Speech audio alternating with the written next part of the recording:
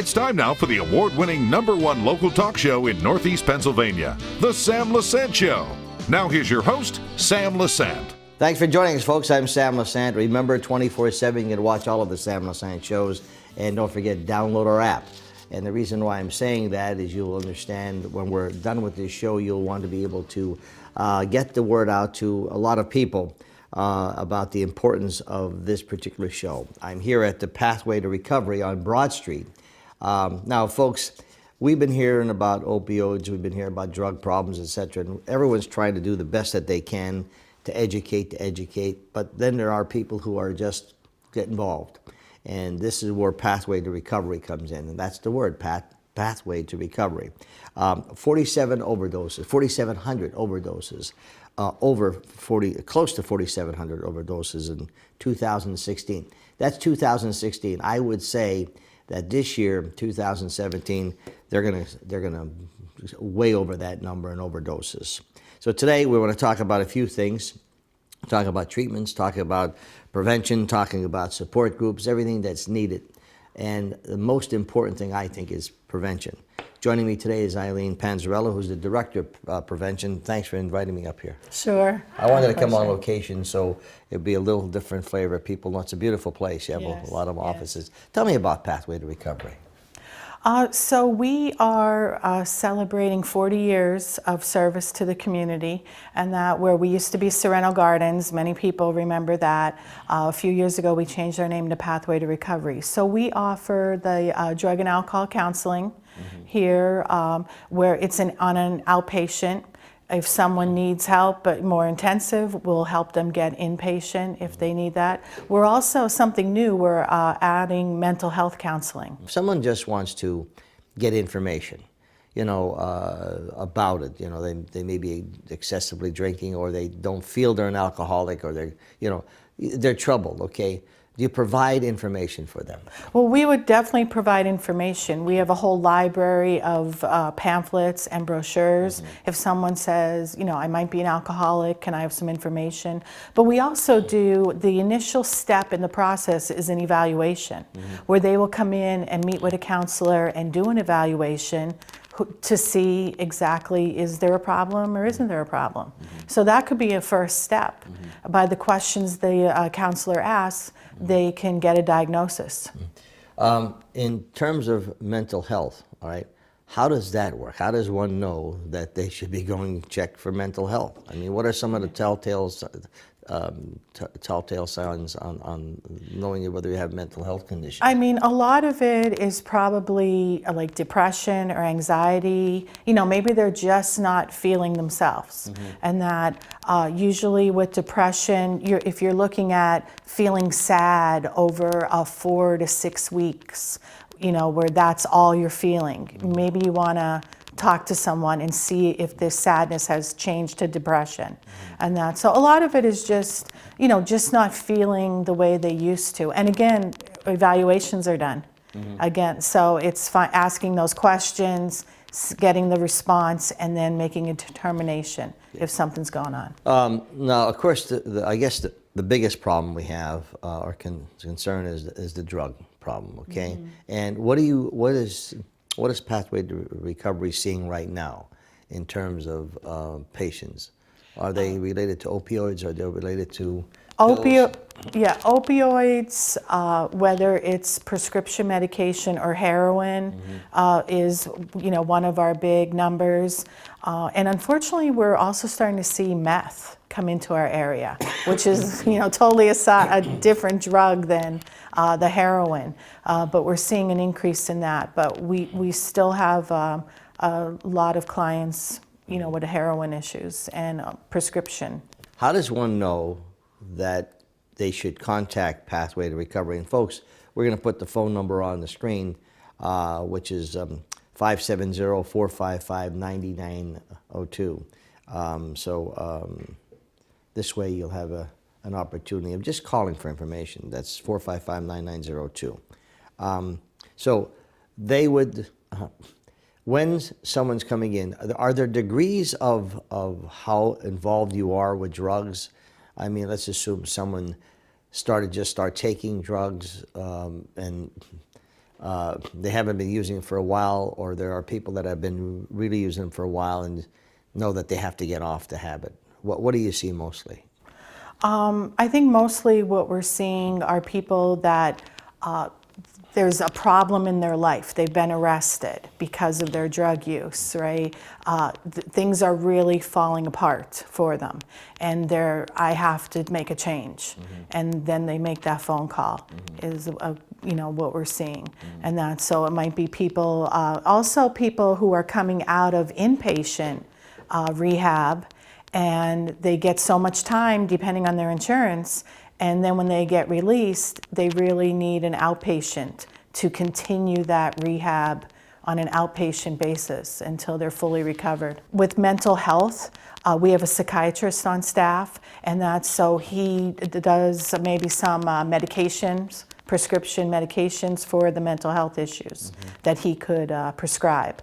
And but with the drugs, we're doing cognitive behavioral therapy.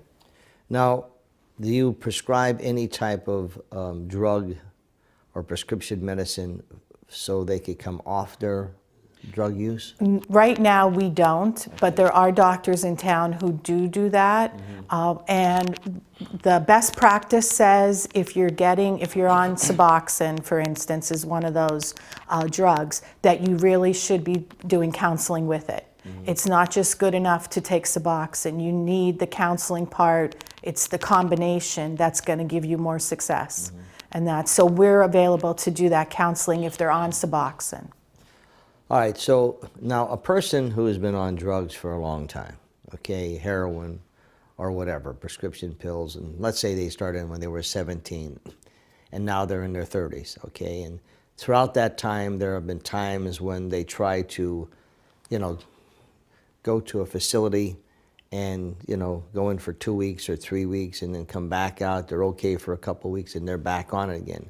This yo-yo of bouncing back and forth. What do you suggest for those people who are going through this right now? Well, we know, especially with heroin, relapse is high. There's a high relapse rate on that, but don't give up trying to get off of it. You got to continue. If you relapse, then get back with your counseling. What happened to make that relapse, and get back with it and just keep trying.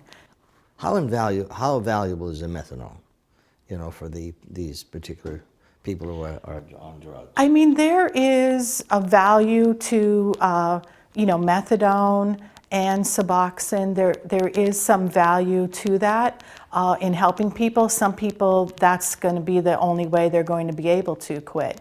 And that other people might just do it with counseling. An addiction is a terrible thing, okay? And sometimes people get addicted to things because of a lot of reasons, okay? And it could be either marriage, it could be family, it could be spouse, it could be, not having a job. It could be a lot of factors that get them involved with this. When we come back after the break, folks, we're going to address some of those concerns. And this is basically educating you as to how we can help. And Pathway to Recovery, as she says, has been here over 40 years, you said? 40 years this 40 year. years, and the phone number's up there to look at and call them if you need any kind of information. Eileen Panzarella is the Director of Prevention. We'll be back right after this.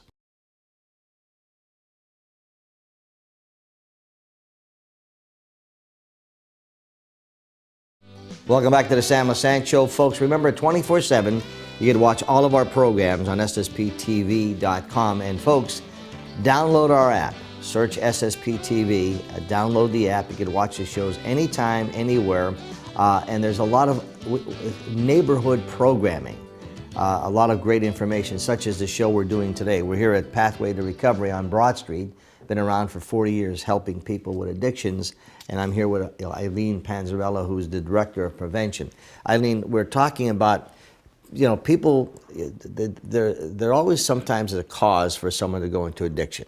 If they're having a tough time with their marriage, or if they're having money problems, or if they're having their children, etc. And so they go to something to relieve them of that. So that addiction starts, okay? So how then do you deal with this situation? Because the only relief you have is, give me a drink. okay, or give me that marijuana, or give me a shot of heroin or whatever. Am I on into something here, or Yeah, we know that a trauma usually creates this issue, and that's so whether it's a divorce or whatever, something back even in the childhood with it. So we want to look at what happened and to create this issue, but then teach them other ways of dealing with this issue without using a substance. And that's kind of how the cognitive, and then plus now we know addiction is also a brain disease. So once somebody starts using, now the brain's involved, and we're trying to treat a disease also. I guess that's where the psychiatrist comes out to handy sometimes to help people with that. So prevention, okay? I know that there's a lot of programs. Talk about some of the programs you have and prevention of getting involved with this. So the prevention department, our main focus is the schools, and that we have, the students, they're available there, in large numbers. So we start in 4th grade, we're doing a program called Too Good for Drugs. So we want to give them information about drugs, but we're also teaching a lot of resiliency skills, and that how to set goals, how to cope with feelings. And then we have 4th grade, and then we have an intensive program in 6th, 7th, and 8th grade. Great. It's called Life Skills Training. Yes. And so we see the 6th graders are going to be seen 18 times this school year. And they're going to learn how to cope with anger, how to cope with feeling anxiety. They're going to learn social skills. It's not just the drugs, but we're trying to give them the whole life skills. So when they do get approached in high school, college to use drugs, they're going to have skills to fall back on where they can resist and say, you know what, I don't need that for anxiety. I learned how to do deep breathing back in 8th grade and things like that. It's so sad because, Jerry Speziale has been on my show, who's our police chief here in Hazleton. He's doing the police department doing a great job. But, it's so sad because they're starting in 3rd and 4th grade, okay? I would tell any young person who's in high school or whatever, someone approaches you, go right to the principal, report the person immediately, because I don't like these people say, I don't want to get involved thing. Well, they're going to get involved. Someone's going to either mug them or steal something from them to pay for their habit. The prevention programs, I think, are fantastic, really, Eileen. I think they're really great. Now, when people go through this, it's like anybody. If someone finds out they have cancer or someone is going for an operation, they like to talk to people who've been through it, okay? And so they're called support groups, all right? So tell me what you have here in support groups. Well, it's brand new. We were receiving calls from the community, loved ones dying. We had over 4,000 in Pennsylvania this year. So, and it's affecting, Hazleton area hard. So we've had calls from people saying, who can I talk to?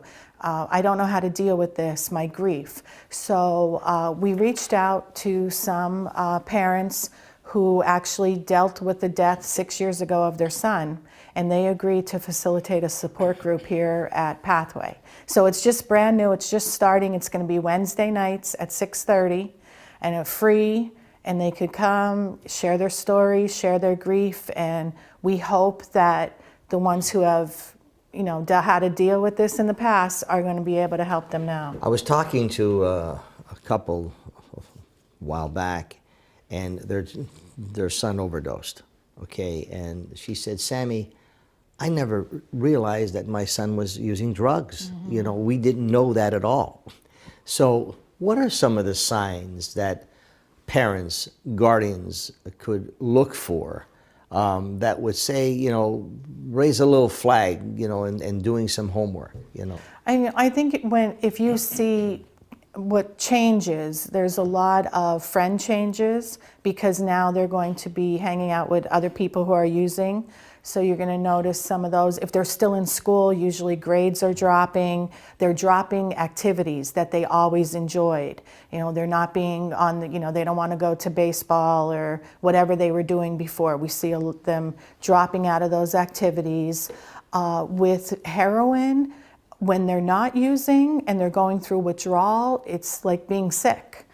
They call it being drug sick, and that they have fever, chills, throwing up, and that when they use heroin, right then they're sleeping, usually right afterwards. So it's just this change in behavior.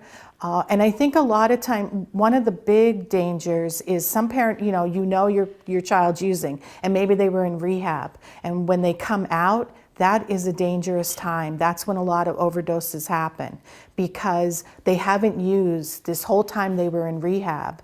And when they come out and now they slip and use again, usually they try to use the same amount they were using before rehab, and their body's not used to it. And this is a really dangerous time when an overdoses are more likely to happen. Okay, so now you suspect something's happening with your child or your friend, and you approach that person. And you're going to say, look, are you using drugs? No, I'm not using drugs. Well, we saw this, I want you to stop doing this. This is not good for you, blah, blah, blah, blah.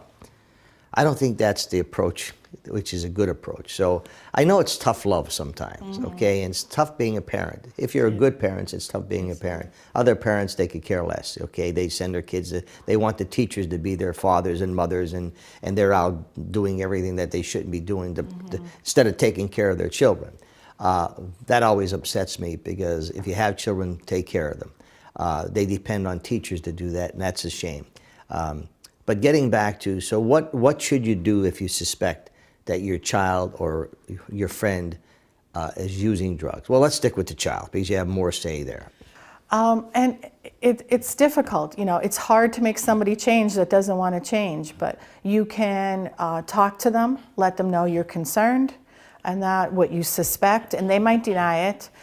You might ask them, do they want to go for help? We can't force someone to go for help, and if they come here and they're not ready to quit, they're not going to follow through with their counseling. It's a tough situation, but you got to make the move anyway. I say grab them by the ear and take them to your place here, because they could kill them, okay? And there's where it's tough love, you know?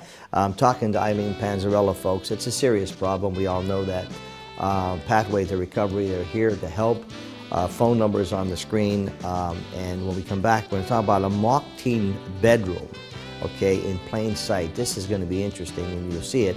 And about their Narcan trainings, which they offer here. We'll be back after this.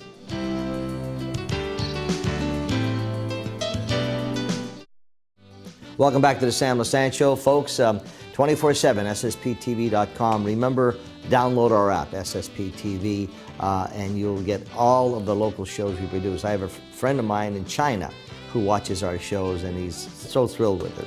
I'm here at Pathway to Recovery on Broad Street with Eileen Panzarella, who is the Director of Prevention, talking about prevention, talking about what they have to offer. Now, when we're talking about different things that you have to offer, you mentioned about the SAP team. What is the SAP team? So every school has a SAP team. It stands for Student Assistance Program. Okay. And we were talking about what can parents do, and maybe you can't, your child won't go to counseling, but if you have concerns, you could bring it up to your school guidance counselor, and the SAP team, which is made up of people from the school district and then outside agencies, Pathway to Recovery, Northeast Counseling, we all are members of the school SAP team. We can discuss ways to try to help that child. Mm-hmm. and so maybe counseling could come in through the school then as an alternative if a parent's really struggling getting help. So you have a Narcan trainings you're offering here, and what is that? So we have trainings on Narcan. Narcan is the drug that'll reverse an overdose. And we are training people in the proper ways to use the prescription. Right. There's a standing prescription in Pennsylvania. You could go to any drugstore and get Narcan without a doctor, without going to a doctor first. I know our police department is equipped with all of this. Right, they all have it, but parents might like to have it too. Absolutely, I think that's great to have that. Now, you're going to be looking at a mock teen bedroom, okay?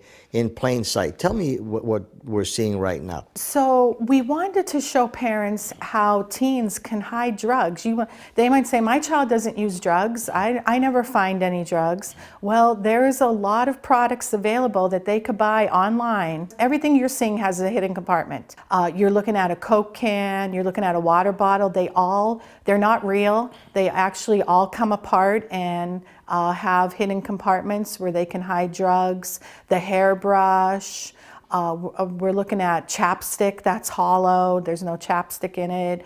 There's books also that are hollow. One of the things, there's a mouse for a computer, and it actually is a drug scale inside where they can open up and weigh the drugs. There's even a strip cord that's hollow, and that it looks just like a working strip cord, plugs in and everything, but they can actually hide things. So. You know, it's so sad because the prevention part, and I'm so thrilled to hear that, you know, you're going into schools, because what they don't know, how it will eventually end up killing them. There's so many overdoses, and it just breaks your heart. You know, you go to some of these funerals with young kids who are in their 20s or 18 or 30, and you see all their friends there, and you would hope that the person did not die in vain, that they could go and say, look, this is what drugs do to you. If you're noticing changes, you're noticing them withdrawing from family, from friends, you know, it's just different, you know, maybe you better look into it, call a counselor, call your family doctor. Just to get some help. Yeah. You know what is really sad, Eileen? What is really sad is when the parents are using drugs, and their kids see them using drugs, and they don't know the damage that they're doing. Exactly. Those parents should be put in jail. They have to be a good role model. They should be put in jail, because what they're doing to their children is destroying their lives, okay? And you see that, and it's so sad. It really is. But keep up the good work, okay? You're doing a great job here. Folks, I'm at Pathway to Recovery.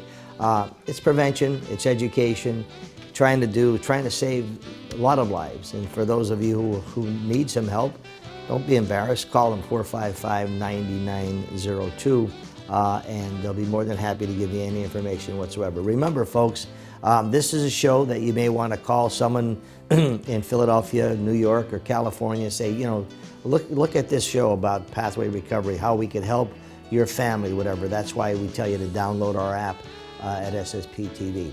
We'll see you next time.